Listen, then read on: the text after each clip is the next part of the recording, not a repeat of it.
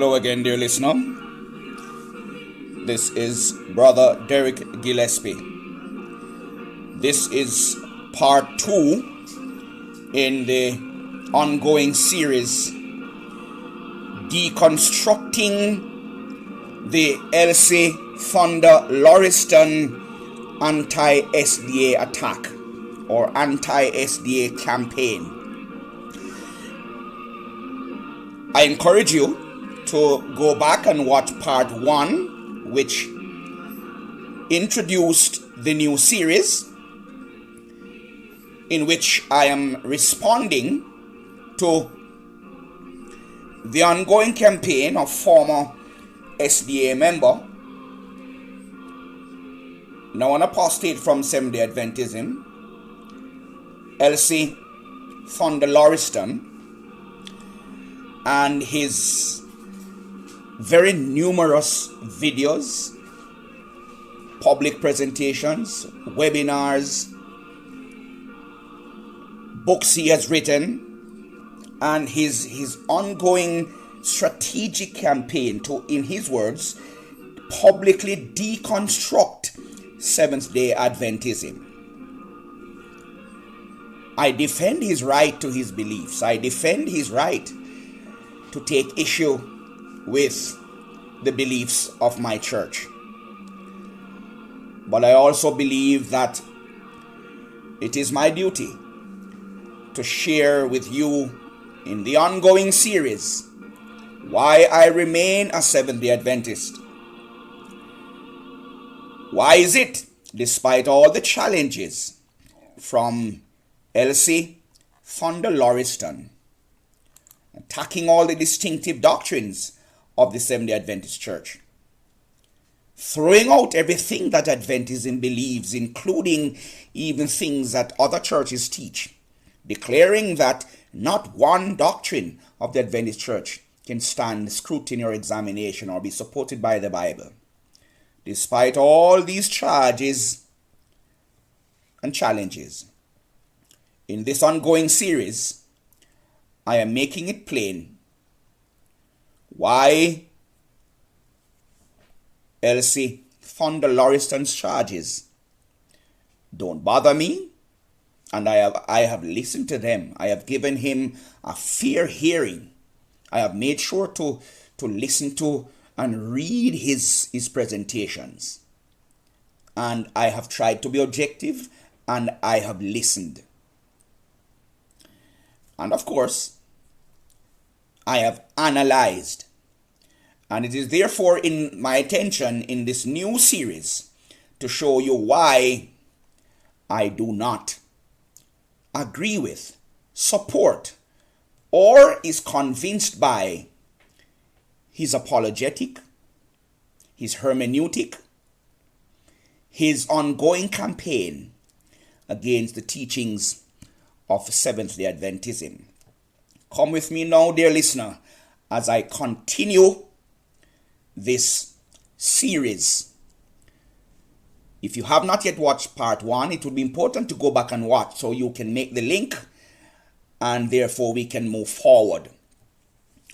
Part 1 is available on my Facebook page, simply entitled Part 1, Deconstructing Elce Lauriston's Anti-SDA Campaign. Or it can be found as well on my YouTube channel, DD, letters, DD, Gilliyt. DD, my two initials, Gilly, shortening of my last name, Gillespie, DDGILLIYT. YT, of course, short for YouTube. So, let's now get back to where we left off in the last video. And what I'd like to do now is to share with you a little clip from his initial appearance on national television in Jamaica. And this will lead me to the next point I would like to address. Listen. But scripturally, days of worship don't matter. And what I realize as the great test of our loyalty, which many of us downplay, John chapter 13, verse 34 and 35. A new commandment I give to you, that you love one another. By this shall all men know that you are my disciples, when you love one another. Not by keeping Sabbath. Not by abstaining from pork and shrimp and lobster and what Adventists call unclean foods. But what is interesting is that so many Adventist ministers now appear ecumenical, seem to accept all Christians, Sunday worshippers, as genuine members of the body. But Adventist theology still says, this is the final test. Absolutely. Your devotion to God is shown through... Okay. That now sets the stage. Let me take off that clip. I'm going to comment on this clip shortly. But let me go now to where I left off in the last presentation. And I'm opening the document which I shared with you. My initial response, written, permanently recorded response to Elce. He has never responded. He declined from dialoguing with me in public on the grounds that I am too limited in my knowledge. I am not learned. I lack the training that he has. I am not at his level of erudition. I don't understand Greek and Hebrew and hermeneutics and all of that. So he declined. He refused to dialogue with me, who reached out to him. So I continue. So here is it. If you watch the clip, you will notice his emphasis now is that Jesus' indication of how we would know his disciples is by them showing love. This is how all men will know that, they are his disciples, by them loving each other. I certainly fully accept that. The words of Jesus for me are ultimate. But that is certainly not my issue. This is now my issue. As you are seeing on screen, I'm showing you excerpts of that first book I wrote to him, a public response. And here is my continued concern. As it says in the heading, Brother Lauriston rejects God's commandments which show our love for him. In other words, he has zeroed in on and focuses on Jesus' words which say, this is how men will know that you are my disciples, if you love one another. And he makes a big thing out of this, as if it means that everything else Jesus says in relation to how we show our love for God, and anything else related to Christian doctrine that comes from the mouth of Jesus, must be ignored or is not to be taken seriously. Just simply, this is how men will know that you are a disciple of Christ, if you love each other. Is that really balanced theology? Let's test that. So I'm going to read on screen my response and make comments along the way. I read, Brother Lauriston's text, next fatal blunder, because of course I presented his, in part 1, clear indication of where he was standing on faulty ground from the beginning. Brother Lauriston's next fatal blunder is to claim that the only sign of Christian discipleship in this new dispensation, in the new covenant, is love for our fellow men. And he said that this is, and he said this rather in order, obviously, to do away with the SDA teaching. As you heard him say, it's not the worship doesn't matter.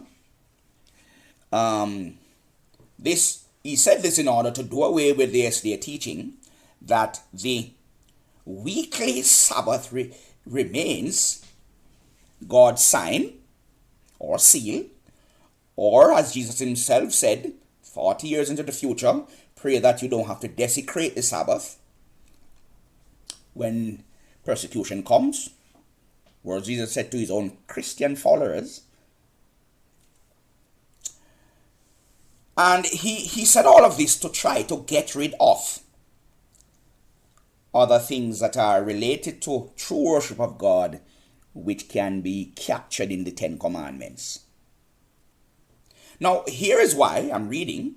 He is clearly evidencing another blunder, as seen quoted from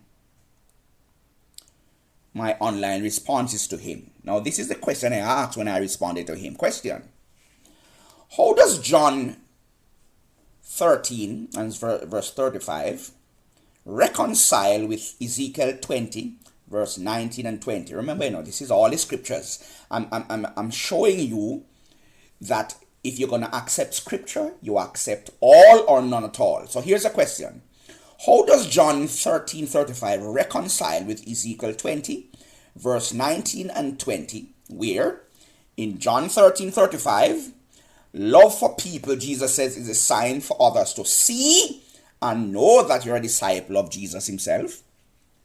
And yet in Ezekiel 20 verse 9 and 20, the Sabbath was God's own sign for God's people themselves to know him as their creator. And the question is, how do those two things negate each other? The sign that Jesus gave for people to know that you are his disciples, or one of his disciples, is you love your fellow men. That's John chapter 13 and verse 35. This may men know that you are my disciples if you love each other. How does that cancel out God saying in Ezekiel 20 verses 19 and 20, as you saw me explain in part 1, where God says this is a sign between me and you, my true worshipper, that you will know that I am your God? How does one cancel out the other? Well, I'm sorry. I accept all the scriptures. The sign to know that we are Jesus' disciples, and in fact that's just one of the signs that he gave, is that we love each other. The sign between God and his people so that we know him as creator is the Sabbath. I see no conflict anywhere. But I'll read my answer on screen as I get into the details. Answer: it is plain that many or some people fail to read carefully and reconcile all parts of the Bible. And I'm saying this about Elce as well. Often setting it in tension against itself, and subsequently making God and his word look contradictory, despite 1 Corinthians 14 verse 33 plainly says that God is not the author of confusion. Now, if love for the brethren alone was the only way to know God's true people, in other words, to know that you are a disciple of Jesus, then before I even get into the written comments here, then, Jesus made it plain that the sign of one of the tokens or the sign of the new covenant would be to participate in the Lord's Supper. The cup of the new covenant in his blood is a token he gave that all his followers should participate in. Another sign to show that you are part of the new covenant and his disciple. Is it only about love for your fellow men, which is a sign among the disciples? Certainly not. But I continue. If love for the brethren alone was the only way to know God's true people in these days, these last days, then there is no way John the disciple, who heard when Jesus spoke, remember, John was the beloved disciple, always resting on Jesus' breast, close to him. There's no way John, who heard Jesus spoke these words in John 13 verse 35, could have written the following, if it was only about simply loving your fellow men, which would be the way to prove that you are one of God's disciples, Jesus' disciples. Notice John's words in 1 John 5 and verse 2. By this we know that we love the children of God. Now notice how John is incorporating Jesus' words, and he's also adding to it. Notice, by this we know that we love the children of God, when we love God and keep his commandments. Verse 3, for this is the love of God, that we keep his commandments, and his commandments are not grievous. Now notice, John is adding another dimension. To know that you're a disciple of Jesus, to know that you're a true worship of God, cannot be just about you loving your fellow men. John is adding the other dimension, that you must love God as well, and you must keep his commandments. And this, obviously, if you love God and keep his commandments, it automatically will bring into the mix your love for your fellow men. Why? Because among God's commandments are commandments which say, thou shalt not murder your neighbor, thou shalt love, you should honor your father and your mother, you shouldn't covet your neighbor's property, you shouldn't commit adultery, you shouldn't steal, you shouldn't lie on your neighbor. Now obviously, there is no way John could be excluding God's other commandments, which says you shouldn't have other gods before me, because that is how you show your love for God. So in the whole matter of being known to be a true disciple, John is showing that there's another dimension. You will automatically love your fellow men to fulfill Jesus' sign that you're his disciple when you love God and you keep his commandments. You can't love God and keep his commandments, and those commandments are only related to loving your fellow men. Jesus says one of the greatest commandments in the entire law, and I'm now talking not just the 10 commandments, but the commandments God gave in the old covenant, which came over in the new covenant, was to love God with all your heart and with all your soul, with all your mind. And Jesus said, on this commandment, just like the other one, thou shalt love thy neighbor as thyself, hang all the law. In other words, every commandment related to loving God and loving your neighbor can be summarized in these two. But was that saying that you should ignore the commandments which flesh out these two overarching principles? Certainly not. Here John is saying that if you want to know a true disciple, this is how we know. By this we know that we love the children of God, when we love God and keep his commandments. In other words, automatic to loving God is to keep his commandments. And once you're loving God and keeping his commandments, it will automatically fulfill Jesus' sign that you will love your fellow men. Why? Because among God's commandments are the commandments which say, thou shalt not kill your neighbor, you shouldn't steal from your neighbor, you shouldn't lie on your neighbor, you should not covet your neighbor's property, you should honor your parents, and so forth. And obviously, loving God means you're not going to have another God before him. You are not going to trample on the sacredness of his name. You are not going to create and make graven images and worship and bow down to them. And obviously, this is what Elce Thunder has been trying his endeavor best to get rid of.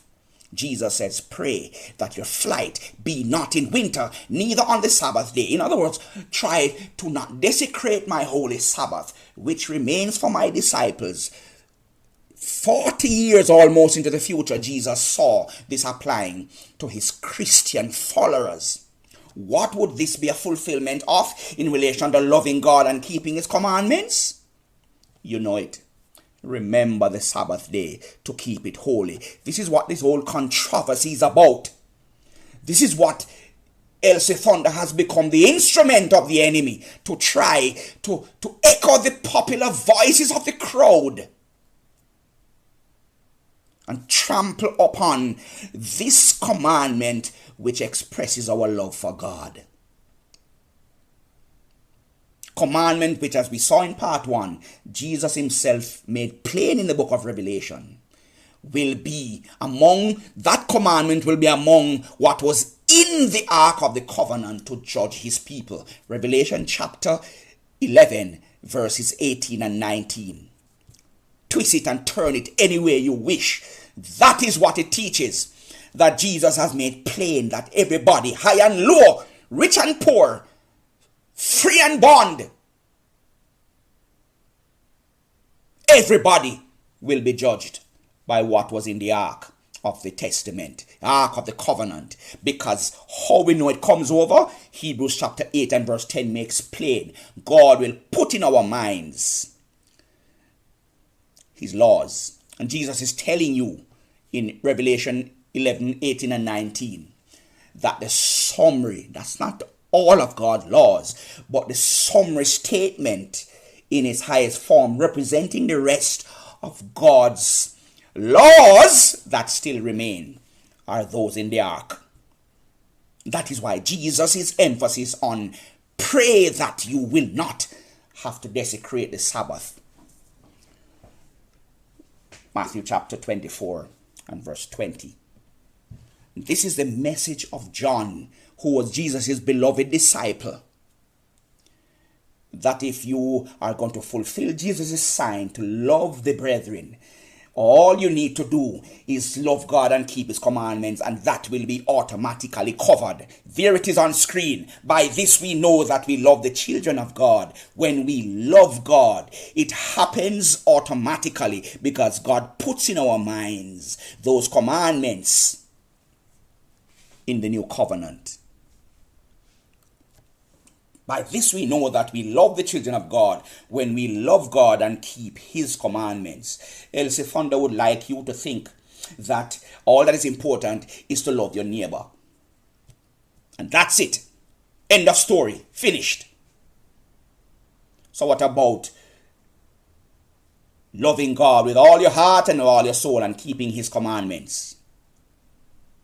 And if the New Testament is fleshing out commandments which show our love for our neighbor, why should that New Testament not also flesh out commandments which show our love for God himself? Are we to ignore that we should have no other God before him? Are we to ignore that we should respect his name? Are we to ignore that we should not make graven images or have idols and bow down to them? Are we to ignore Jesus saying, pray that your flight be not in winter, neither on the Sabbath day, so you don't have to desecrate it? That is the campaign of Elce Thunder, who was, in my opinion, drunk from the cesspool of the confusion in Babylon, and is now singing the language of general Christendom, trying to ignore God's will for us to show our love for him and not just for our neighbor. And so I continue. Here, John, under inspiration, in 1 John 5 verse 2 to 3, is adding the portion of truth many like Elce would like to escape from when he said, love God and keep his commandments. For this is the love of God, that we keep his commandments, and his commandments are not grievous. I would love Elce to try to prove to me how the commandment which says, thou shalt have no other God before me, can ever be abolished.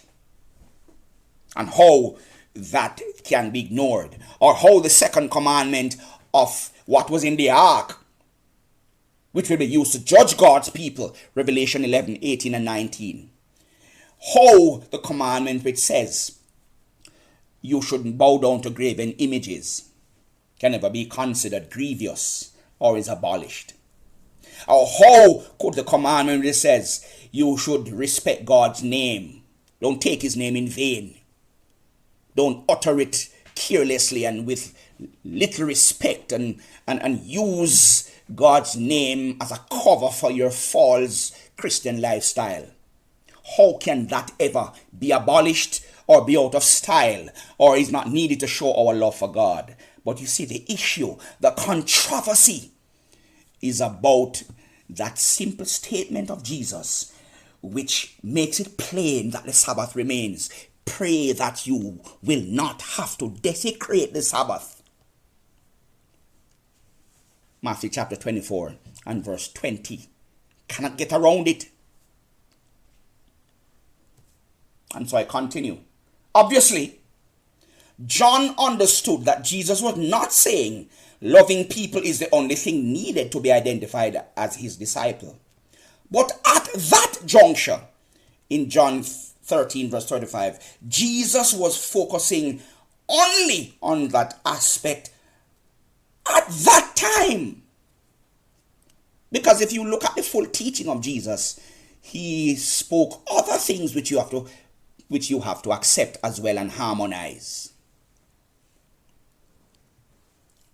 You know, it's interesting that Jesus says, a new commandment I give you, that you love one another. Love your neighbor as yourself. And yet Jesus was quoting this from Leviticus 19:18 and re-emphasizing it. And he fleshed it out so much to explain what this old commandment really is all about. There was nothing new he was introducing. Jesus was quoting from the very old covenant and making this old commandment new in a sense. In other words, he's expanding, he's magnifying it, and he's saying, this is how you love your neighbor as yourself. This old commandment, I'm making it new so that you can better understand it. Love your neighbor the same way I love you. I'm willing to die for you. Love one another the way I love you. I'm willing to die for you. Jesus quoted and said this is something new. Why? Because he's emphasizing it. He's magnifying it. And so I read on screen, in the blue writing in bracket, this commandment to love one another and your neighbor as yourself is a much neglected commandment and was a much neglected commandment among the Jews. And yet it was seen in Leviticus 19:18 on record as a requirement. And hence it was not really new. But that was Jesus' way of saying, as it were, here's what you have all been neglecting for so long. And now I must emphasize and magnify it for you, my disciples. Love the way I love you, and people will see and know that you are my followers. In other places, Jesus, I'm reading on screen, made plain that the two greatest requirements for his disciples are to love God supremely and then love one's neighbor as one's self. He then makes plain that on both these two requirements hang all the law and the words of the prophets. Matthew 22 verses 36 to 40. Thus it cannot be that one who is a true disciple would neglect the part which says love God and keep his commandments to show one's love for him. Notice, for him. You cannot be a true disciple of Jesus and all your focus is only on loving your fellow men. So what about fulfilling your love, supreme love for God? And if the commandments are needed to flesh out how you love your neighbor, false theology, misguided thinking is one that would try to ignore those commandments which flesh out how you love God himself. And notice carefully that John, who heard Jesus' words when he spoke, later made plain, I repeat for emphasis, by this we know. In other words, this is how you are proven to be people of God who love others. You love God and you keep his commandments. It becomes automatic. One doesn't exclude the other. For this is the law of God. This is how you love God. And once you love him and keep his commandments, it automatically takes care of loving your fellow men. Thus it's a full package. Nowhere in Jesus' words did he dismiss those commandments which show our love for the Father, love for him as God as well. It's a full package. When we love God and keep his commandments, it automatically covers love for your fellow men as well. But it doesn't do away with the commandment to love God and to honor him supremely by not making and worshipping idols and reading the screen, by not taking his name in vain, and among many other requirements of Scripture. by not ignoring his sign of creatorship, as was carefully explained in part 1 of this new series. And remember that this sign God gave to his followers.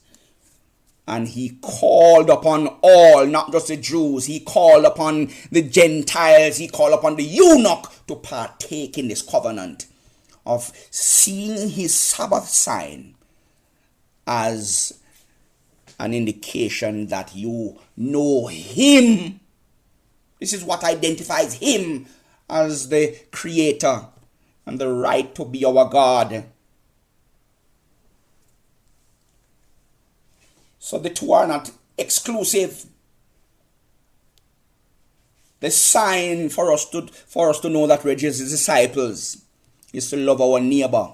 But that does not exclude his additional requirement. Jesus will love the Father with all our heart and our mind and our soul.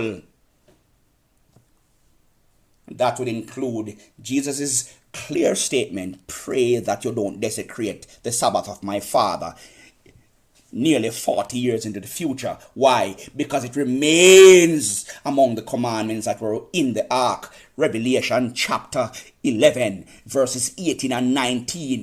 It cannot be explained away. It cannot be dismissed.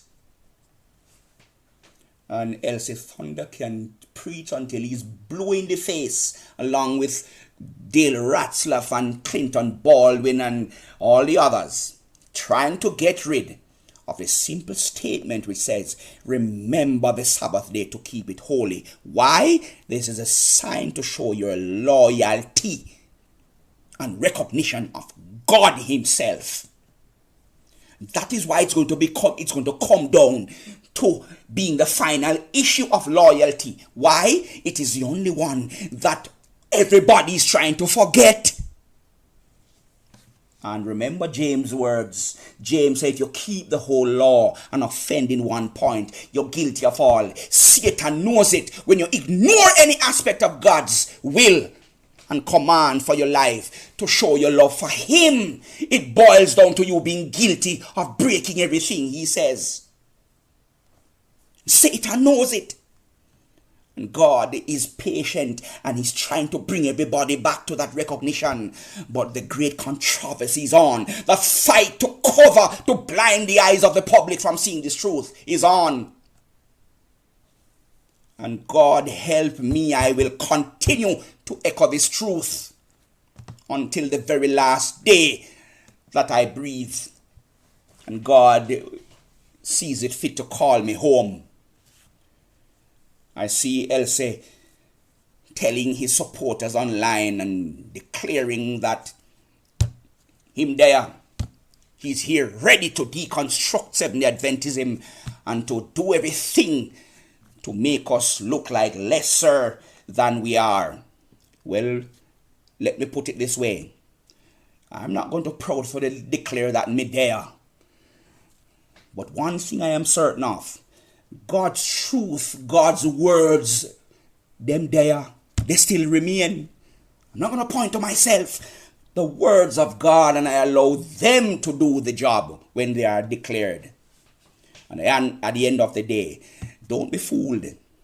It's not the popular, it's not the crowd. It's not what most or all of Christendom supports, which determines what the truth is. God makes it plain. And if you look at the history of God's people throughout history, it's always those who are in the minority who stands on God's side. And don't be fooled by the loud noise of the crowd and the large support you have because what you're saying is popular. We can look at Noah. We can look at the children of Israel, the smallest nation or the smallest group of people on the planet. We can look at Jesus' disciples. Vast majority of Jesus' early disciples abandoned him when he spoke things which they couldn't bear, they couldn't tolerate, they couldn't accept. John chapter 6 and verse 66. And of course, we see clearly Jesus sounding the warning. Not everyone who say, Lord, Lord, shall enter the kingdom. Notice Jesus' words, but he that do the will of my Father. And in the Bible, I don't accept explanation of what the will is from people's opinions. I look at what the scripture says. David echoes it. I delight to do thy will, yea, thy law is within my heart. God's will is locked up in his law, and that law that still applies. He says in Hebrews 8 and verse 10, in the new covenant I will put my law in your heart. And if in the old covenant God's law was summarized in the 10, which captures the essence of the rest of the commandments, the new covenant, Jesus makes it plain, remains the same. His law is summarized in the 10. That is why Revelation 11 verse 8 and 19 is so potent. Because what God will use to judge us is what was summarized in the Ark of the Covenant and what he will put in the heart of his New Testament Christians. Elce, you better come better, my brother. You cannot escape Revelation 11 verses 18 and 19. And when you combine that with Hebrews 8 and verse 10 about God putting his law in our minds in a new covenant. And Jesus makes plain to show you that among those laws that come over and will continue into the future. Matthew chapter 24 and verse 20. Pray that you don't desecrate my Father's Sabbath. You could try to explain it away as much as you can with Romans 14 and Colossians 2, issues which I'm coming to in this series. God is not the author of confusion. He doesn't contradict himself. And so if all of those principles can already be clearly established in Scripture, it must mean that what Paul is saying in Colossians 2 and Romans 14 is clearly not what you think it means. Coming to all of that. And so let me wrap up here on this first point. I'm continuing to read. Remember the Sabbath day. That's in the center of the screen. Is certainly for many today an unwelcome, but it's a crucial reminder. Especially needed in these days of widespread acceptance of evolution theories, denial of the Creator. And what better way to point people back to God as Creator? But what he himself said is a sign to let you know that I am your God. Exodus 20 verses 8 to 11. Remember. Why? Because I made it so from the beginning. Genesis chapter 2 verses 1 to 3. And this is what shows. This is what the world will know, that you're loyal to me and recognize me as your God. Jesus makes plain, pray that you don't have to desecrate it, even in the face of persecution. Matthew chapter 24 and verse 20. I continue to read. When one reads the whole Bible carefully, and not just cherry pick portions to suit the masses, what is popular in Christendom, and when one harmonizes what the Scripture teaches properly, then the whole truth and nothing but the truth becomes plain. This was my response to Elce in 2016 in relation to how he tries to treat the commandments of God and try to downplay the commandments, which fleshes out our duty to him, to show our love for him and not just our love for our neighbors. And you know, on this matter of the Sabbath, I'm not going to get into too much detail on this. You know why? Let me take you to my YouTube channel to show you what recently happened, dear listener. I made sure that in my presentations on the issues, I made sure to deal with the Sabbath controversy and all of the questions, the high-powered questions and charges. I'm taking you to my channel for you to see that I have already dealt with the issues in detail. I don't need to address them so much in response to Elce, but I'm addressing them in response to everybody. Clinton Baldwin, Dale Ratzlaff, Elce, everybody. And so, I'm showing you my YouTube channel, and I'm showing you that I've dealt with the Sabbath issue in detail. Go there and listen to the videos, and you will see that all of the hot button issues related to Sabbath, I have already addressed them. So there you see, 2 weeks before I did this video on April 20, 2021, you can see on screen that I dealt with addressing anti-Sabbatarian Lauriston, Baldwin, Ratzlaff. You can see that I dealt with the new covenant and how it relates to Sabbath versus Sunday, popular extra-biblical Sunday observance. You can see how I dealt with the critics of the Sabbath, Baldwin, Ratzlaff, including Elce, of course. You can see that I showed you why I believe, and I can sustain it in Scripture, that Christians should keep the weekly Sabbath, and why you should too. And of course, I started that Sabbath series by showing you why I will remain a Seventh-day Adventist despite all the voices out there and all the challenges from Elce Thunder. So dear listener, I encourage you, go to my channel. There it is on screen, DDGILLIYT, and you can watch those videos in your own time. Why I remain a Seventh-day Adventist, my journey, my convictions, Bible-based. Why should Christians keep the weekly 7-day Sabbath? Answering the critics, including looking at the new covenant and where Sunday came from and how it rose to prominence and how it fulfills Bible prophecy when it overshadowed God's word as an extra biblical tradition. Go there. And so I don't have to spend a lot of time here on the Sabbath issue as I deal with Elce Thunder and his charges. Let me now move to the next point in my response to Elce in 2016. And I simply titled it, Brother Lauriston rejects the Sabbath as God's own holy day of worship. And since I have already dealt with this in detail, I won't delve too much. I'll just read what is there summarized and then allow you to go to the channel and watch the details for yourself.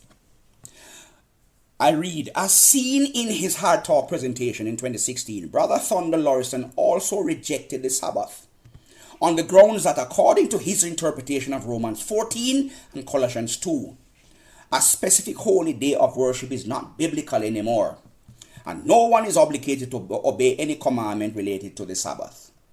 I subsequently wrote him to say, here's my response. Question, is it true that SDAs are biblically unsupported by their observance of the Sabbath? And in our teaching that the Sabbath is important in one's salvation?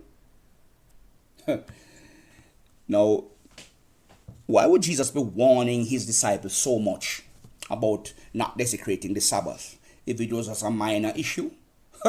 Listen to this. Here was my response.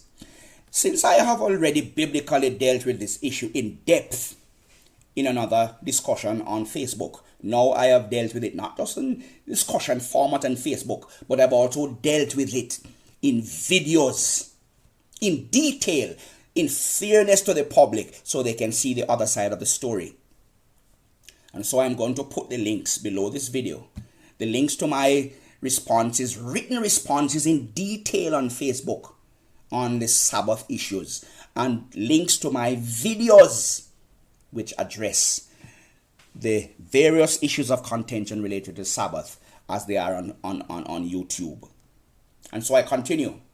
Since I have already biblically dealt with this issue in depth in another forum, answering all the major counter-arguments and common objections, including the ones raised by Brother Elce Thunder Lauriston, I will allow that discussion thread on Facebook, which I will link below this video, And I will allow the videos I've already presented, which I will also place the links below this video, to demonstrate the biblical arguments in favor of the Sabbath today. Then I will allow you, dear listener, to decide for yourself. I don't have to force anything on you, but I know where I stand. And it's not because I am not exposed to the counter arguments and all of it. There is not one new argument I have heard Elce come with that I have not seen before. They're all recycled arguments that he has read in the literature of Sabbath opposers. And I have already looked at them, and yet here I stand. Not because I am just a stubborn, fanatical, don't know how to admit that I am wrong kind of Christian. No, because I have looked at the issues and have delved into the opposing arguments and seen where every one of them can be refuted and debunked and shown to be in error from the scriptures. That is why I still remain a Sabbath keeper despite all the challenges. I continue. Suffice it to say here in passing, I am quite sure Brother Thunder doesn't understand the context of Romans 14, 1 to 17. And so I think, he wrote a book on it. All foods are clean and every day is a Sabbath. And he wrote another article about Colossians 2. And he uses these to try to overturn the simple teaching of Scripture. Revelation 11 verses 18 and 19. Hebrews 8 and verse 10. And of course, Jesus' anchoring statement, which makes you know that the Sabbath is among those that remain in the ark. Pray that you don't have to desecrate my Father's Sabbath in the future. He said that to his Christian New Covenant disciples, when he knew that 40 years in the future, the old covenant would have already been abolished. And so what he was speaking of is in the context of what still applies in the new covenant. Elce can try until he's blue in the face. He will never win me over to the popular thinking of the crowd. When the crowd is what Jesus declares in Christianity will be lost. Many will say, Matthew chapter 7, verses 21 onwards. Many will say, Lord, Lord, have we not done so many wonderful things in your name? And yet Jesus will say, depart from me. When he says many, he means most, Most Christians will be lost. Why? Jesus tells you why. They fail to do the will of my Father. What's the will of my Father? I delight to do thy will, yea, thy law is within my heart. Revelation 11, 18 and 19 summarizes the will. I did not say it's the only aspect of God's will, but it summarizes the will that still remains for the new covenant Christian. What is in the ark? That is why Jesus says, pray that you do not have to desecrate my Father's Sabbath, because his will says, remember the Sabbath day to keep it holy. Commandment that he promises that he will put in our hearts in the new covenant. Hebrews 8 and verse 10. Commandment that he promised that in Psalm 89 and verse 34. My covenant I will not break, nor alter the things that have gone out of my lips. He said this in principle as it relates to his covenant with the kings of Israel and David on the throne. But it underscores all of God's covenants. Any covenant that God commits himself to, he will not break it nor alter the thing that came out of his mouth, in summary of what that covenant is all about. And so I continue. I will repeat from the top of the screen.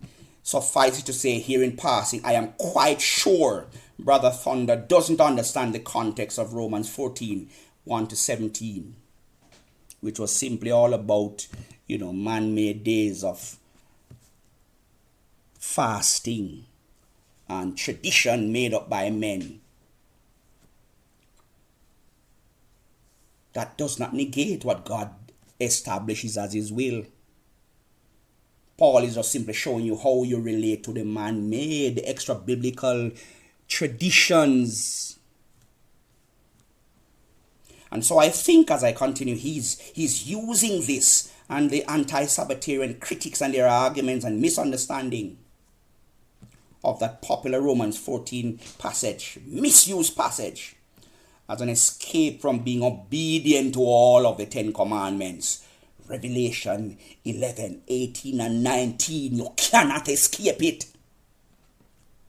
That is only what was in the ark, and it remains, because God is going to put it in our hearts as New Covenant Christians. Hebrews 8 and verse 10. The same commandments I continue to read that were transferred into the New Covenant in a summary form. Since the covenant was or included the actual commandments themselves. Hebrews 8 to 10, Revelation 11, 18 and 19, and as can be proven by 1 Kings 8 and 9. The 10 commandments summarize the covenant laws, and if God is going to put his laws in our minds in the new covenant, the 10 commandments summary has to go over to show that God meant what he said when he predicted the new covenant being all about his laws renewed. In effect, I continue to read, Brother Thunder has made the Bible seem contradictory to itself. Romans 14 was speaking about man-made days of fasting and whatever other man-made traditional days you can come up with to try to worship God. Look at, for example, Luke chapter 5, verses 33 to 35, and how Jesus related to man-made traditions. So Romans 14 was about man-made days of fasting that were set up by religious authorities and not by the command of God, and how these should be related to.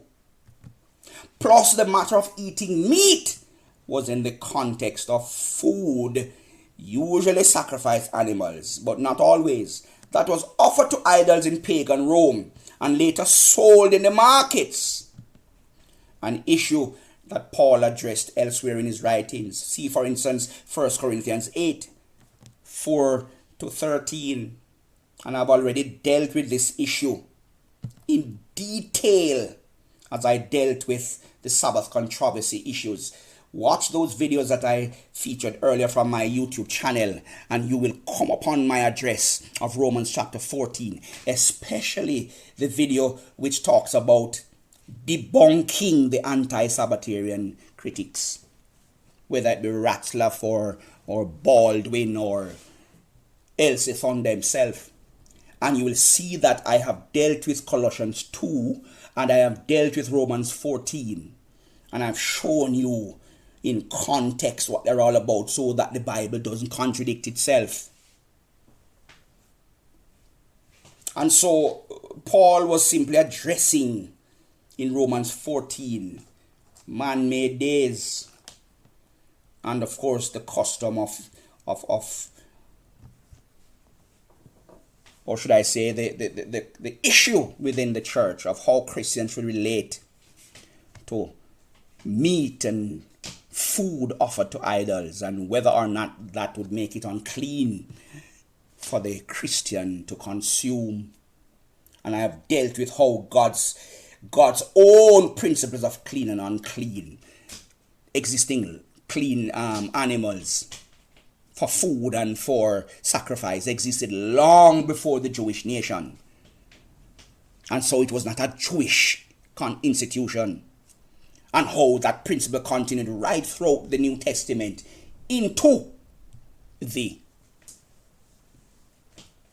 in fact, reflected even in the very last book of the Bible, Revelation.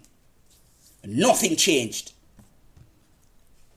Watch my Sabbath controversy series on my YouTube channel, the ones I showed you earlier, and in the mix I will be showing you how I respond to Elce's charges as it relates to Romans 14 Colossians chapter 2. And so I continue. God does not contradict himself, like what homosexuals, for instance, today think, in order to try to escape God's commandment on their lives. And he does not give a command, example Exodus 28:11 and Deuteronomy 14 verse 3, compared with Isaiah 66 verses 15 to 18. Read those and you'll see what I mean. He doesn't give those commands and then say it matters not how someone relates to those commandments, such as regarding the Sabbath and not to eat abominable foods. This principle alone proves why Paul was dealing with man-made days of fasting and about food or meat offered to idols, issues that bothered the Gentile Christians in Rome as to how to relate. Now, lot is said about Colossians 2 verse 14 and how, Seventh-day Adventists have invented a doctrine around, laws that remain and laws that are permanent, laws that are temporary and laws that still remain. In other words, moral and ceremonial laws. But I'm going to show you now something that is of interest, dear listener. Follow me closely. I'm reading on the screen. With reference to Colossians 2 verses 14 to 16. That very popular scripture that is always quoted to try to get rid of Jesus' simple injunction. Pray that you don't have to desecrate my Father's Sabbath for anything, including even persecution. Always this run-to passage. I'm going to show you now something interesting, which is not resident only in Adventism. If it be thought that, oh yes, Adventists were the ones who came up with this idea of what Colossians 2:14 is all about. Listen carefully. With reference to Colossians 2:14 to 16, let no man judge you in meat or in drink or respect of a holy day. That's the passage I'm referring to. Because, the law was nailed to the cross and everything is abolished. Listen carefully. With reference to Colossians 2:14 to 16, the famous reformer and founder of a major Sunday-keeping church, the Methodist Church, this was John Wesley, indicated the classical Protestant understanding. Notice, this is not Adventist invention. This is what the Protestants, reformers, many of them were teaching long before there was even Adventism to come on the scene. Listen carefully. With reference to Colossians 2:14 to 16, the famous reformer and founder of a major Sunday-keeping church, the Methodist Church, indicated the classical Protestant understanding of what was abolished in terms of the handwriting of ordinances that were blotted out, that Paul referred to, of course, compared to what remained. And we know that commandments remain, so they were not all abolished. Abolish means to wipe out, to abrogate, to get rid of, to annul, to get rid of completely. And if we see so many of the commandments coming over into the new covenant, clearly, then it means that it was not the commandments that were all abolished. It's the agreement between God and his people that were represented by the commandments. They breached the agreement, and God got rid of that original agreement and renewed a covenant with the same people of Israel. Hebrews chapter 8, verse 8 to 10. And what did God say? And in fact, God made that prophecy long before. It was not an afterthought. And God said from long before, hundreds of years before, this is what I'm going to do when the new covenant comes. I'm going to put my commandments in your mind, instead of on table of stone, in your mind. So here is what John Wesley, so I'm now going to quote non-Adventist writers to show you the principle of what Colossians 2:14 to 16 is all about. John Wesley said, and he said this in a sermon entitled Sermon 25, upon our Lord's Sermon on the Mount. There it is on screen, you can see the reference. Here's what John Wesley, a Sunday-keeping reformer, said, a Protestant preacher. The ritual or ceremonial law delivered by Moses to the children of Israel, containing all the injunctions and ordinances which related to the old sacrifices and service of the temple, our Lord did indeed come to destroy, to dissolve, and utterly abolish. To this bear all the apostles witness. This handwriting of ordinances, Colossians 2:14, our Lord did blot out, take away, and nail to the cross. But that the moral law contained in the Ten Commandments, it's not a Seventh-day Adventist invention to see distinctions. Yes, God gave one law and it covered everything. Ritual law, moral law, civil laws, everything. But within those laws are distinctions of those that would be temporary and would serve a purpose for a time, and then they would disappear. And then those that would remain and be brought over into the old covenant, into the new covenant rather. Clear distinction between the two was seen by other Christians who were not even Sabbath keepers in the sense of Seventh-day Sabbath. Listen carefully. But the moral law contained in the Ten Commandments and enforced by the prophets. And we know that John Wesley is correct because we see it supported in Revelation 11 verses 18 and 19 as to what remained for God to judge his people, what was in the ark. And we know that nobody complains in Christendom, including Elce, with the other 9 commandments that came over into the new covenant. Have no other God before Yahweh. Don't worship idols. Respect his name. Don't murder. Don't commit adultery. Don't covet. Nobody debates those. The issue is surrounding the one that shows your loyalty to God, that you recognize him as your God and creator. The one that Jesus said, pray that in the future you don't have to desecrate it for whatever reason, including persecution. Matthew 24 and verse 20. John Wesley, a Protestant, non-Adventist, saw this truth as well. And he said, but the moral law contained in the Ten Commandments and enforced by the prophets, he did not take away. It was not the design of his coming to revoke any part of this. And we know it because we see those principles coming over in fulfillment of God saying, I will put my laws in your heart. And he tells you which ones primarily, notice I didn't say only, but primarily will be coming over and will be used to judge us. Revelation 11 verses 18 and 19. You cannot escape it because it is Jesus' final words to his church. And so John Wesley continued, this is a law which never can be broken, which stands fast as a faithful witness in heaven. And how we know that this is true? There it is, Revelation 11 verse 19 says it. You open the temple in heaven and what do you see? The ark still there. What was the ark built for? Nothing else but to house the summary statements of God's law. The 10 commandments, 10 sayings, 10 words, 10 statements. Turn it any which way you want. That is what it was built for. And that is what it still houses today. Whether you want to see it literally or symbolically. The moral law, John Wesley continues to say, stands on an entirely different foundation from the ceremonial or ritual law. Every part, and let me pause here to say that while yes, I agree that it's not that clear cut between the laws of God to say ceremonial and ritual, and it's only ceremonial that were abolished. It's not that clear cut, I will agree.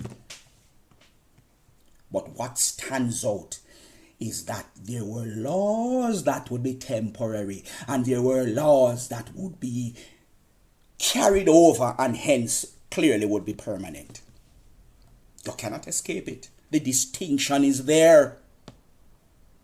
John Wesley continues, every part of this law, he's talking about what is in the ark, Revelation 11, 18 and 19. Must remain in force upon all mankind. In other words, all that accepts and worships Jehovah God.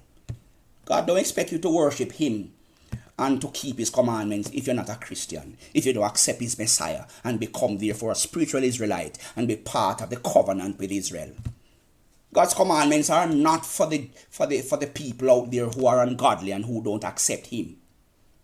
Everything he commands is in the context of relationship with him. It is his desire that every man come to know him and be saved. But how does he do that? He does it through a system, and he works through Israel today.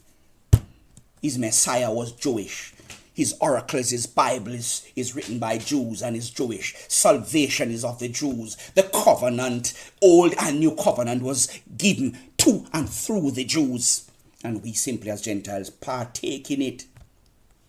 And therefore, this point that John Wesley is making is valid.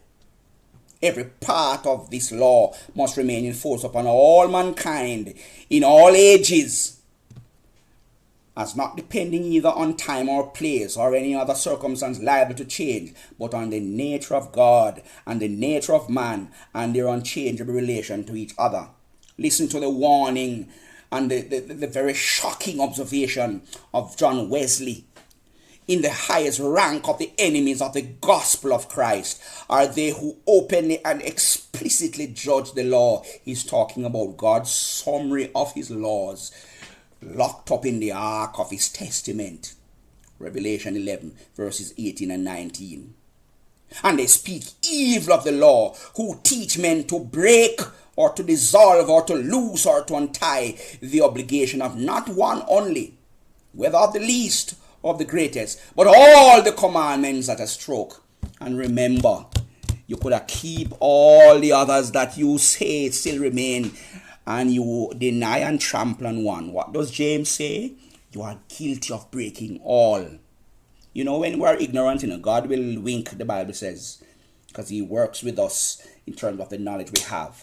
But when you have something being drummed at, and every day you are being reminded of it by voices in the minority, not the popular voices. And when the time comes and God is supposed to make up his jewels and judge you, you can't say you never hear it. Revelation 11 verse 18 and 19. God has been saying it for years through the voices of the minority. Not everyone that say unto me, Lord, Lord, but he that do the will of my Father. I delight to do thy will, yea, thy law is within my heart. What did God say? I will put my law in your heart. What law existed at the time? Summarizing the 10. What law now exists that God will use to judge his people? Revelation 11 verse 18 and 19. Still the summary in the 10. Because that is what the only was in the ark. And that is why we can understand Jesus' words. Pray that you don't have to desecrate my Father's Sabbath for whatever reason. That is why we saw so many examples of Sabbath keeping in the book of Acts. By Gentile Christians, by Paul, by proselytes to Judaism who were fulfilling Isaiah's prophecy that God's call to observe the Sabbath and partake in a covenant in the worship of the true God was to both Jew and Gentile and even eunuchs, outcasts, so-called outcasts in society. Isaiah 56, 1-8. Same principle that is now being recognized by this non-Adventist John Wesley. Listen to him. He says, O Lord, lay not this sin to their charge. Try to throw out one commandment and you end up being guilty of all because it's a package. Father, he says, forgive them, for they know not what they do. The most surprising of all the circumstances that attend this strong delusion. Oh yes, it is strong because it has held fast most of Christendom. And is a popular voice out there today, now being echoed by Elce Thunder, who has drunk the Kool-Aid. from the cesspools, I would call it, of Babylon. Religious confusion in Christendom. John Wesley says the most surprising of all the circumstances that attend this strong delusion is that they who are given up to it really believe that they honor Christ by overthrowing his law, and that they are magnifying his office while they are destroying his doctrine. Jesus says, I have come not to destroy but to fulfill. In other words, fulfill by obeying. As an example, he came to fulfill the ritual laws because they pointed to him as the Lamb and everything related to him as priest in the temple and the salvation plan. And he also came to obey in fulfillment. He says, I kept my Father's commandments and none of you can find any sin in me. So Jesus was not breaking no commandment. Jesus was breaking the traditions that were imposed on God's commandments and revealing the true way that they should be kept. So even though it may be considered that he broke commandments, he could not do that because he could not be our Savior. To break commandments is to be a sinner. You can't be the Savior if you're a sinner. And so yes, the language of the Bible may be that he broke commandments, but that was how it was understood by those who charged him with sin. And that is how it was understood if you don't understand the principle that it is lawful. What is lawful to do within the context of a law is not breaking it. And so, John Wesley is saying they overthrow Jesus' teaching. Yea, they honor him just as Judas did when he said, Hail, Master, and kissed him. And he may as justly say to every one of them, Betrayest thou the Son of Man with a kiss? It is no other than betraying him with a kiss, to talk of his blood and take away his crown, to set light by any part of his law and under pretense of advancing his gospel. That was John Wesley. Very startling words. God always has a weakness, you know, even among where you wouldn't expect it to come from, among those who you would never expect to speak this way. Now I continue. This is the shared view of Seventh-day Adventists on this passage, Colossians 2:14-16. And as the following quotes will show, I'm just simply going to quote non-Adventists now, experts at Hebrew and Greek and writers of commentaries and other preachers out there to show you that God has a weakness. I don't only have to quote Adventist writers. It is a commonly held view of respected writers of several Bible commentaries who didn't even keep the 7-day Sabbath of the 10 Commandments. They unfortunately kept Sunday as so-called the Sabbath, which cannot be sustained or supported in Scripture. And yet, despite they were misguided in this regard, they still saw the truth about what Colossians 2:14-16 is teaching.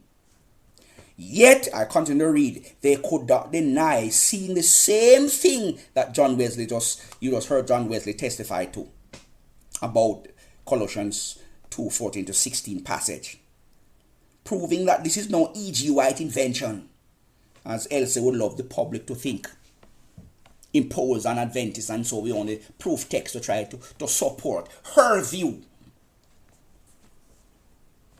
These non-Adventist writers and Bible scholars like John Wesley, they clearly saw a distinction between the Sabbath of the 10 Commandments and rightly felt it could never be considered a part of any handwriting of ordinances which were blotted out. Just the same way, you could not consider the command which says, Thou shalt have no other God before me, as among the ordinances that were blotted out. How can you? The agreement between God and Israel in the Old Covenant that they breached, they were the ones at fault. God blotted out the agreement, which were of course represented by the commandments. But God renewed the agreement in the New Covenant. And therefore the commandments which come over were not blotted out. The old contract which was breached was blotted out. But God says what? I'm going to put commandments which obviously can't be blotted out in the heart, in the new covenant. And that would include, thou shalt have no other God before me. Don't worship idols. Honor your parents. Don't covet. Respect my name. And of course, pray that you don't have to desecrate, because you must remember the Sabbath day to keep it holy. It is forever binding in heaven. Settled. Elce thunder, no demon in hell can get rid of it. Revelation 11, 18 and 19. You could use the chisel to try to dig that out of scripture. It remains there as a testimony that will be there standing as a witness to judge you. And so I continue. Hence, other writers and scholars outside of Adventism saw a distinction in the perpetuity, in other words, the continued binding nature of some laws as opposed to others. You cannot escape that there was within God's law distinctions of laws that would remain and come over, and laws that would naturally fulfill their purpose and be abandoned. That's what the whole distinction in the law of God is all about. Now listen to Albert Barnes, who was a respected Bible commentator, who was versed in the Hebrew and the Greek as he wrote. Listen carefully. There is no evidence. He's commenting on, you notice I'm quoting non-Adventists, so I can establish a principle that this is not an invention of Adventism. There is no evidence, Albert Barnes' commentary says. Notice, non-Adventist, non-Sabbatarian in the context of observing 7-day Sabbath is saying this. Listen, there is no evidence from this passage in Colossians 2, 14 to 16, that Paul would teach that there was no obligation to observe any holy time. For there is not the slightest reason to believe that he meant to teach that one of the 10 commandments had ceased to be binding on mankind. He couldn't, because it would fly in the face of Revelation 11, 18 and 19. It would fly in the face of Hebrews 8 and verse 10. It would fly in the face of Matthew 24 and verse 20, where Jesus said, pray that you don't have to desecrate my Father's Sabbath. If he had used the word in the singular when he was speaking about Sabbath in Colossians 2:14, the Sabbath, it would then of course have been clear that he meant to teach that that commandment had ceased to be binding and that a Sabbath was no longer to be observed. And yes, I hear the argument that you can refer to the Sabbath both in the singular and the plural. I agree. But the fact that we can link this statement, this truth, that Paul did not refer to the Sabbath specifically with the definite article, it therefore leaves it open for you to be able to understand that he could have been referring to those that came long after sin, long after, in other words, the Sabbath of the 10 Commandments originated. You could debate a little more whether or not it was given and commanded. It originated, set aside, made hallowed, sanctified for the purpose from Genesis 2. So it existed before sin, it existed before covenants, it existed before Israel, it existed before Moses, Abraham, Noah, everybody. That is why it stands in a class by itself. Albert Barnes says the use of the term in the plural number, in other words, without the definite article referring to specifically the Sabbath in Colossians 2, show that he had his eye on the great number of days which were observed by the Hebrews as festivals, as part of their ceremonial and typical law, and not to the moral law or the 10 Commandments. These 10 Commandments are from the nature of moral law of perpetual and universal obligation. Universal in the sense that they apply to all true worshippers of God who accept him through his covenants, whether Old Testament or New. That's what he means there. It does mean that all nations who don't even recognize the true God of heaven are required to accept the Sabbath and keep it, as Elce Thunder seem to be misguided to think. No, it is universal in its application when you accept the true God through his covenants. So whether it be a Jew or a Gentile, once you accept the true God of heaven, you run up into his 7-day week, you run up into his Sabbath, and you run up into what he established for the people of Israel that he brought over into his new covenant. Inescapable. And that is why Jesus said, pray that you don't have to desecrate my Father's Sabbath years into the future. A principle when spoken to his Christian new covenant Christian disciples, it applies to us today too. That is why it's going to come down to that issue. That's the only one that people are neglecting and trampling on. And it is the one that recognizes and points to and identifies the true God. And that is why it will become a test of loyalty. Because Jesus says, not everyone that says, Lord, Lord, but he that do the will. So if you are neglecting one which makes you guilty of breaking all, it becomes a test of loyalty. And it will come down to that because Jesus is test. You cannot escape it. Listen to the master. Not everyone that say, Lord, Lord. Not everyone who do wonderful works and cast out devils, I will know them. But they that do the will of my Father. Listen to the Jameson, Fawcett and Brown commentary. Another non-Adventist commentary commenting on Colossians chapter 2, verses 14 to 16.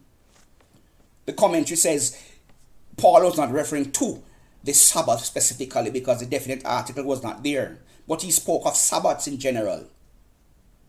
Underscore the same point that Albert Barnes was making. And so he was referring to the Day of Atonement, I'm reading, and Feast of Tabernacles, that have come to an end with the Jewish services to which they belonged. Leviticus 23 verse 32, Leviticus 23 37 to 39, he quotes that to show the distinction between God's holy Sabbath day that existed long before everything else and that which came long after and specifically related to the nation of Israel. The Sabbath, the weekly Sabbath, the Jameson, Fawcett and Brown's commentary says, rests on a more permanent foundation. Remember, people, I'm quoting non-7-day Adventist commentaries and experts at Greek and Hebrew to make a point. It is not an invention. It's not unique to 7-day Adventists. That commentary continues. The weekly Sabbath rests on a more permanent foundation, having been instituted in paradise. Genesis chapter 2. Verse 1 to 3, you could debate it more than not. The record is there that it was commanded or given. That's not the issue. That's where it originated. The weekly Sabbath rests on a more permanent foundation, having been instituted in paradise to commemorate the completion of creation in 6 days. Leviticus 23 verse 38 expressly distinguished the Sabbath of the Lord from the other Sabbath. Every time God is talking about the 7-day Sabbath, he calls it his Sabbath, my holy day, Sabbath of the Lord, which we see goes over and is being repeated in Hebrews chapter 4.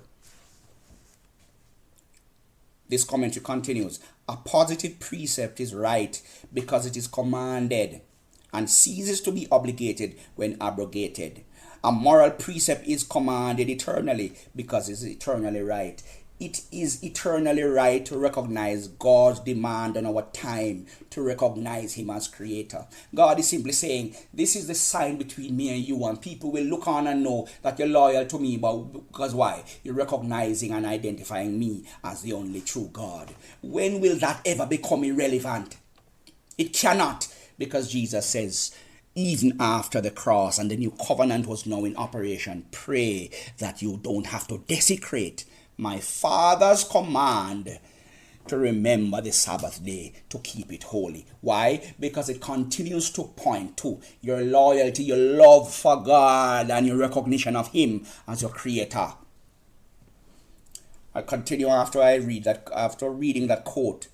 I said to Elce in my response to him 2016, in the above quote, this commentary rightfully recognizes that while the weekly Sabbath is usually written in the plural, yet it is designated in the plural with the definite article the or ho in Greek, and hence the absence of the article the in Colossians 2:16 clearly meant Paul was not focusing on the weekly Sabbath, but the numerous other Sabbaths or annual festivals, which the weekly Sabbath is usually distinguished from, as we see in Leviticus 23:37 and 38. And yes, I hear the arguments debating that the Sabbath is not always referred to with the definite article and in the singular.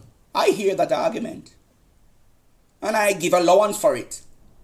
But because of the other scriptures which I have shown you, and the other truths which you have to link with this as well, everything ties together, and it shows you clearly Paul was not throwing out the Sabbath and Jesus' indication. Remember, Paul wrote the Colossians 2 before Jesus' words were fulfilled. Pray that you don't have to desecrate. When Paul wrote Colossians, it was written before Jesus' prophecy of these disciples recognizing the future importance of the Sabbath at the destruction of Jerusalem and the desolation of Israel. Now here is Matthew Henry's commentary, another non-Seventh-day Adventist commentary, written by an expert at Greek and Hebrew, and listen to this non-Adventist. It's not an invention of Mrs. Ellen G. White. Listen, the law of ordinances, the Matthew Henry commentary says, which was a yoke to the Jews and a partition wall to the Gentiles, the Lord took out of the way. And yes, I will agree that the Jews used all of the law, including the moral laws, civil laws, and ritual laws, to try to make this partition between them and those who were not Jews. They are the ones who were at fault. It was not God's intention to use his law to separate Jews from Gentiles. The Jews did it. That's why God had to chastise and renew his covenant. Why?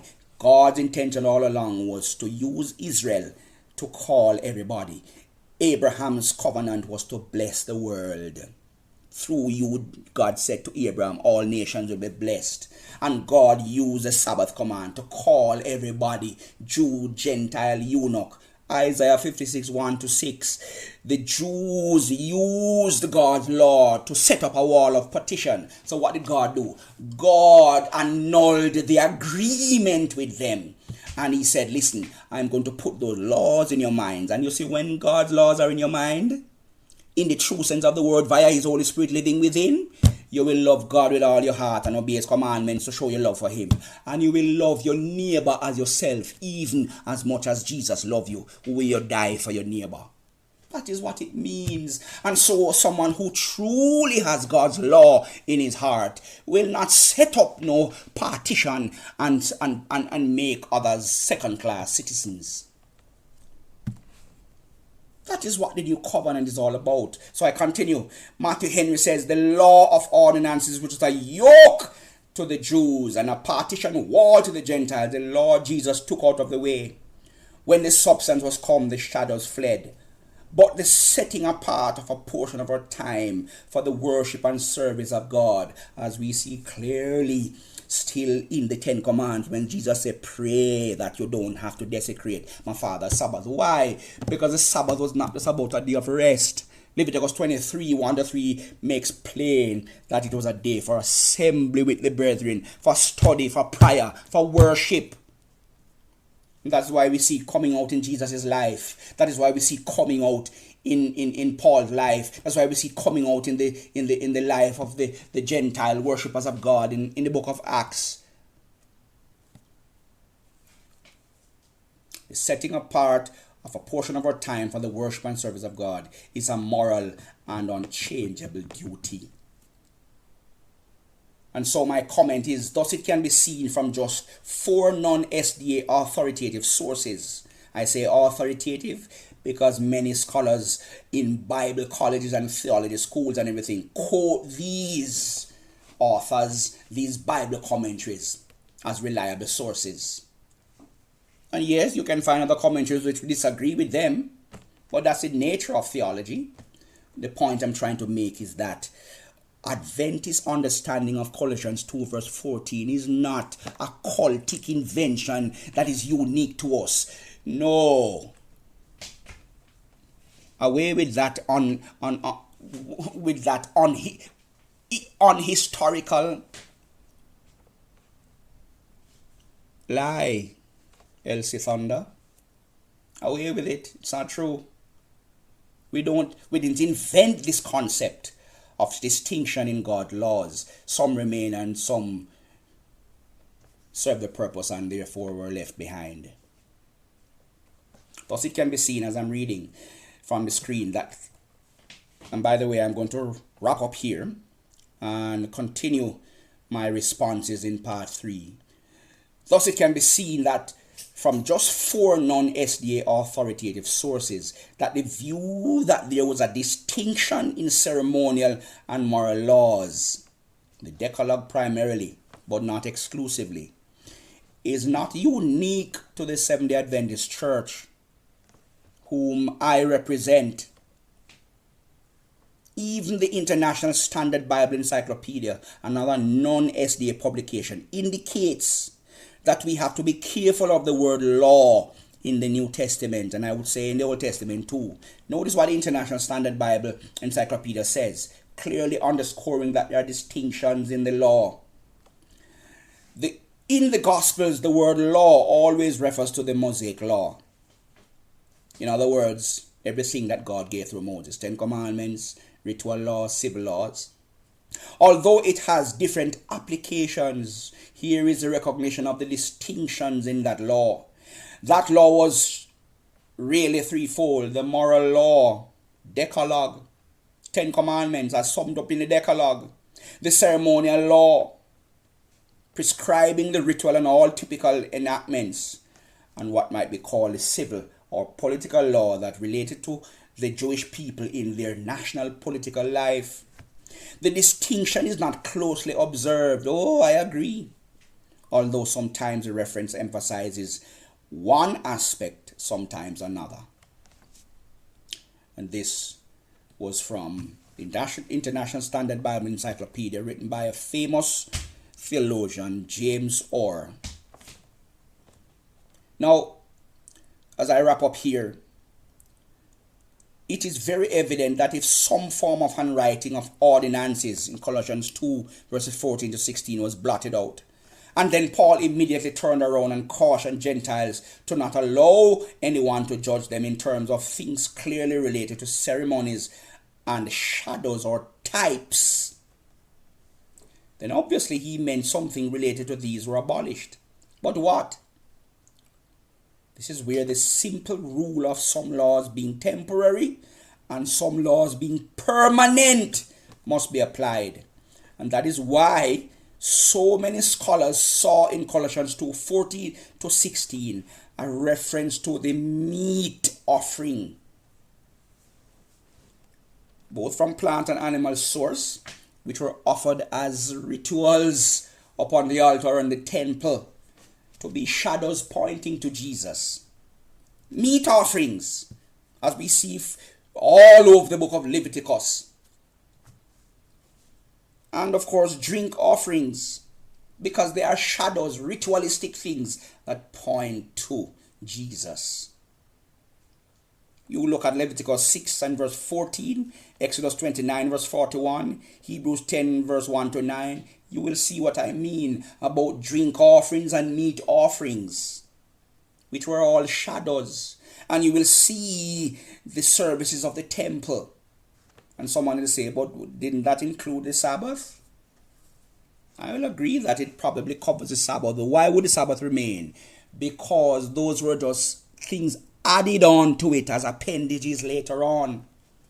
But the Sabbath, because it originated long before shadows and before sin and before covenants and before Israel and what, that's why it remains, because it still carries with it its original purpose of pointing to the Creator and identifying Him as our God.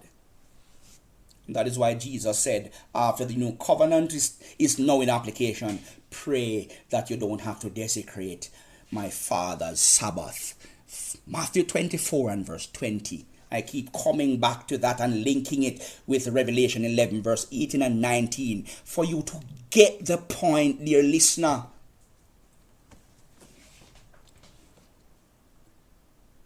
And so I continue to read. That is why so many scholars saw in Colossians 2:14 to 16 a reference to the meat offerings and the drink offerings and the various holidays of the Jewish calendar. Since the Jews were at the very time in which Paul lived, preaching that Gentiles must still be circumcised and keep all Jewish rituals of the past. But Paul, already knowing that Gentile Christians would not confuse the binding nature of the Ten Commandments with the temporal ritual laws, or confuse the Lord's Supper, newly instituted as a new type of Passover celebration, with all other Jewish holidays, was able to speak as he did in Colossians 2:16. Paul was not negating Jesus' prophecy in Matthew 24 and verse 20. Paul was not negating the requirement to observe the ritual of the communion or the Lord's Supper when he says that, Gentiles have gotten caught up with observing days and months and ceremonies and rituals. No, Paul was recognizing in a broader context the Jews trying to impose everything that was under their old covenant. Every ritual, even those that found their fulfillment in Jesus, on the Jews, on the Gentiles. And you need to remember that why were they doing that? Because they were still sacrificing in the temple. They were still circumcising. They were still doing ritual washings and everything. They were still observing all of the annual festivals as well as the Sabbath. And saying that all Gentiles should observe everything if you ever became a part of the Commonwealth of Israel. And so Paul, in context, would obviously throw out what was unnecessary, but still retain those binding truths. You still have to observe the Lord's communion as an important day of remembrance and a ceremony. You still have to remember God's Sabbath. That's why we see throughout all of the book of Acts. You still have to remember Jesus' words, pray that you don't desecrate the Sabbath when persecution comes, which would have been after Paul wrote these things, that the prophecy would have been fulfilled on Jesus' disciples who were now Christians. Thus, in summary, Seventh-day Adventists strongly feel, and I'm one of them, who you better come good if you're going to try to have me think differently. I'm not going to lose my way so easily like, Elce, who seem not to have gotten the big picture. Thus, Seventh-day Adventists strongly feel that here is where Paul strongly signaled to Gentile Christians that while Jews like himself could still respect their own history with all its holidays, in other words, you're a literal Jew, you would still be needing to recognize the Passover as a festival because this is when the Jews escaped from Egypt as a nation. You would still need to recognize the Feast of Tabernacles because it was not just a ritual to point to the Messiah, but it was also history related to the Israelites. But why is the Sabbath in a different class? It came long before that. It was from Genesis. And Jesus said it would still continue in the future. That's why you must pray that you don't have to desecrate it. Why? Because it would still remain among those laws that God would put in your mind because they are in the Ark of the Covenant. Revelation 11, 18 and 19. We must be able to make those distinctions in Scripture and harmonize Scripture. Otherwise, we end up having the Scripture contradicting itself. And so I repeat as I wrap up in this episode, I'm going to make sure that I continue in episode 3 in my response to the charges of Elce Lauriston and making the public know the reason why I will remain a Seventh-day Adventist. It's based on valid reasons. It's not just me being fanatical as some may think. Thus I read to close, Seventh-day Adventists strongly feel that here is where Paul strongly signaled to Gentile Christians that while Jews like himself could still respect their own history with all its holidays, yet they did not all apply to Gentiles, and they should not allow themselves to be judged by anyone for them not keeping them all. And I must say, as an Adventist, I am yet to see any doctrine, including that from Brother Thunder Lauriston and as found in his new theology, which can defeat Colossians 2:14-16, actually presenting this message when you look at the big picture and allow the scriptures to harmonize and not contradict each other. My dear listener, in the next upcoming episode, I'm going to start to respond to Elce Thunder's attack against the history of the Adventist Church and how we got our doctrines and what source were they, where did they come from? Were they all Ellen White inventions? Were they Ellen White's concoctions and confectionery? And then afterwards we try to find proof texting methods to support them. Next episode, prepare yourself to hear my response to those charges. But I take a break here as I've gone over an hour and a half in the second episode. And I simply say, things are not always as they appear, dear listener. They're not always as they appear.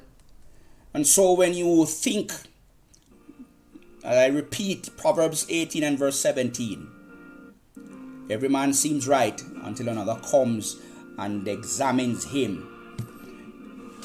My reasons for remaining an Adventist may not convince Elce. That's not my intention. My reason is to let the public see that an answer can be given, a response can be made, and my reasons for remaining an Adventist, they are valid, may not be valid to Elce, but they are valid enough for me. And so I will remain a Seventh-day Adventist, recognizing God's claims on my life, and that in the final analysis, because everybody is rejecting one of God's commandments in his will for our lives, it will come down to the final issue, the test of loyalty to recognize the true God. Why? Because if you break one, you're guilty of all. And God allows us in our ignorance to trample on his will, and he will forgive. But when he brings the light to everybody and he continues to shout the warning through the voices in the minority, when that day finally comes, you cannot say that you never heard. You cannot say that it was not pointed out to you. And so as I close episode 2, I remind you, dear listener, this is the final issue, because it's the issue that is being trampled on by everybody. Revelation 11, verse 18 and 19 makes it plain. The nations are angry, and God's wrath is come on the time of the dead, that they should be judged, and that he should give reward unto the servants, his servants the prophets, and to the saints, and to them that fear his name, small and great, and to destroy them who destroy the earth. The temple of God was opened in heaven. There was seen in his temple the ark. You know why it's there? Because God is reminding you that nothing in it has changed. All that Jesus did was expand on it, magnify the meanings, and make them even more binding. But Jesus made it plain. If you think the one which says remember the Sabbath day to keep it holy is not going to apply to my new covenant Christians, pray that you don't have to desecrate my Father's holy Sabbath, even in the face of persecution. My dear listener, the issues are plain. You can reject them if you wish. You can trample on them if you wish. You can try to explain them away if you wish. But it is my conviction that they are going to meet you in the judgment when God makes up his final jewels and declare who are really faithful to him. Notice the words of Jesus. Not everyone that said, Lord, Lord, shall enter, but he that do the will of my Father. I delight to do thy will. Yea, thy law is within my heart. Psalm 40 and verse 8. Thank you for listening. Look out for part 3, when I will continue to address the issues in no uncertain terms.